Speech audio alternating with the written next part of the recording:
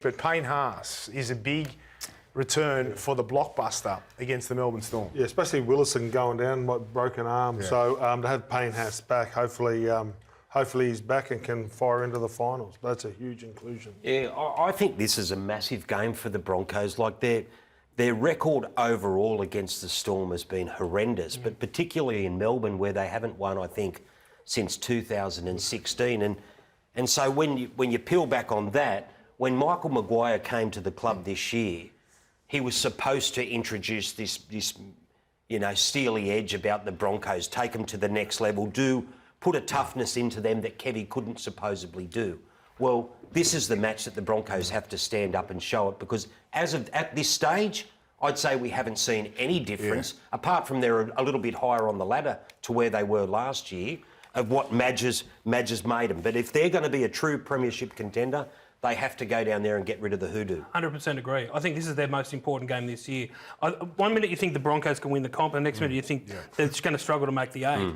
I haven't been convinced about them, pushing for the comp. But if they put on a good performance down there, Harry Grant's 100th against the Storm, and it's also important for Melbourne, because I reckon they've been streaky as well. Yeah, I reckon Melbourne, they've been that inconsistent. They want to put one of those performances where they, put a shot across everybody's bow. Yeah, I was watching the game on the weekend, and I've been a big fan of Brisbane. I've talked them up, even when they've been struggling. And Madge Maguire I've supported, and I've tipped them top 4 start of the year. That changed as the year went on, but they have been inconsistent. Even in the game against South, it took them 15 minutes to kind of, score a long-range try when they had plenty of ball, and then they were only leading by a try at half-time, and I'm thinking they should be doing a hell of a lot better than what they are. Yes, they opened South up. They were always going to, but because South were decimated. So it's a big game, and it's a big game for a number of reasons. They've got a terrible record against the Storm. They've only won once since 2017, and here it is. As you can see, there's a lot of L's. So the Broncos, like you guys just spoke about, it is an important game, but their record is diabolical. Why is that? I don't know. You know what it is? Melbourne are just too tough for them. Yeah.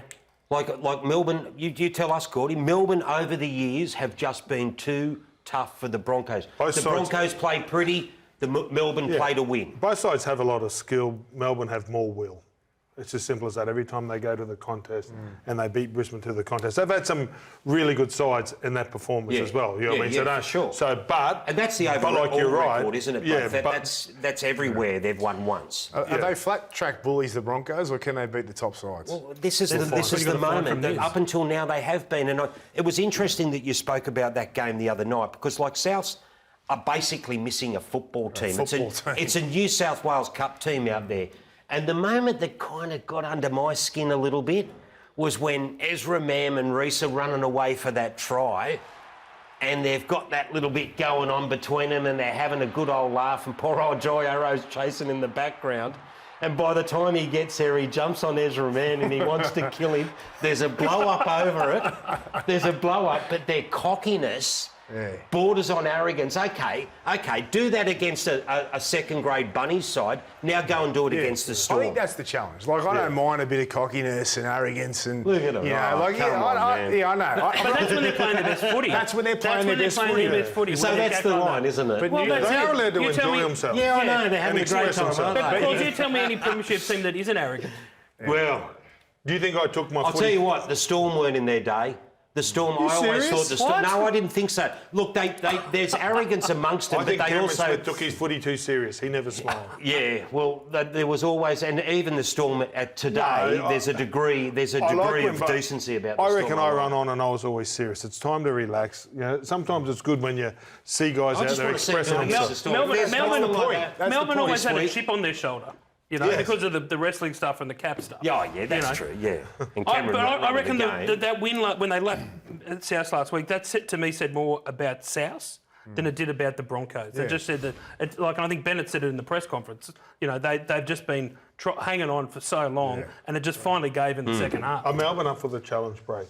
They've got their injuries. I still think the jury's out with them, as well, because... although Parramatta are a team on the rise who played really well the other night, Melbourne were clunky, but had every right to be. We know Jerome Hughes, Wishart playing in the halves, but Melbourne probably identified they need to be better if they want to win the competition. But that's okay. They got a few weeks to try and readjust without Jerome. But against Brisbane, who are coming into this game with confidence and a little bit of arrogance, you never know. Like They're smiling. They're smiling. The Jerome thing is a big deal too, isn't it? Because look, we all watched the game last week. Wishart, look, he's as brave as they come. He tries his guts out, but he is not at the level of Jerome Hughes. They've gone for him again this week. Peasant's on the bench. It's like... It'll be time. I think Peasant will certainly get his start at number 7, but this has always been the Melbourne way, and they can't go away from what's worked for them when Cooper Cronk was 14 or, we saw Nico Hines was 14 or Pappenhausen was 14. There's like a system, isn't there? Mate, there's a system. Don't break it because it's not broken. I think Melbourne's problem is less complicated. They just are very un-Melbourne-like. They just keep dropping the ball. Loose passes on their own line, knock-ons, from kicks. They just don't seem to be... Pappenhausen's just the example of it, isn't he? Like with his goal kicking, with his general play this season. He's been on that a lot of Hot the year, and cold. perhaps is either brilliant or he's got some howlers in him. If you can reel that back in, they need that, Melbourne, because that's not the way that they play. Now, back to Brisbane, Reece Walsh. He's showed us glimpses of brilliance and class, as he always does, but a little bit inconsistent. What do we expect from him on Thursday? Oh, well, look, you're right, because a week earlier he was rocks and diamonds against Parramatta. He was brilliant then. As we've spoken about previously, since his return, he's transformed this team. But I said it last week and I'll say it again. I think Reece Walsh is at that time in his career. Is he 23 now? I think he is.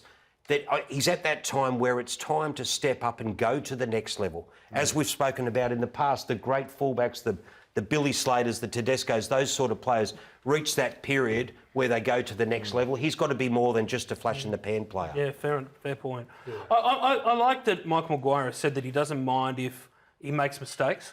Like, he's not going to die wondering. But that said, though, you still need to be a little bit tempered in the way that you play footy. And Nelson Asafa-Solomona is free to play this week, but hasn't been picked, hearing that he will play reserve grade. Are you shocked by this? Deja vu, isn't it? Yeah. We heard this last year, that, he was overweight, didn't quite get it. Like, we hear this about Nelson a fair bit, and then all of a sudden, I don't think they can win the comp without him, Melbourne.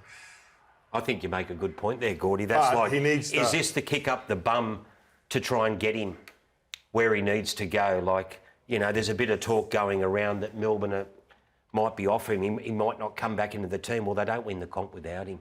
We saw him in the grand final last year without him.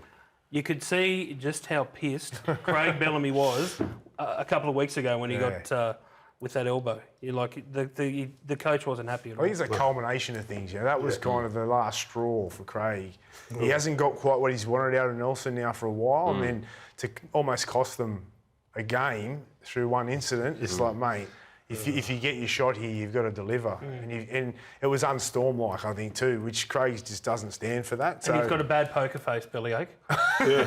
You reckon? How many kilometres? They were missing the goals on the weekend.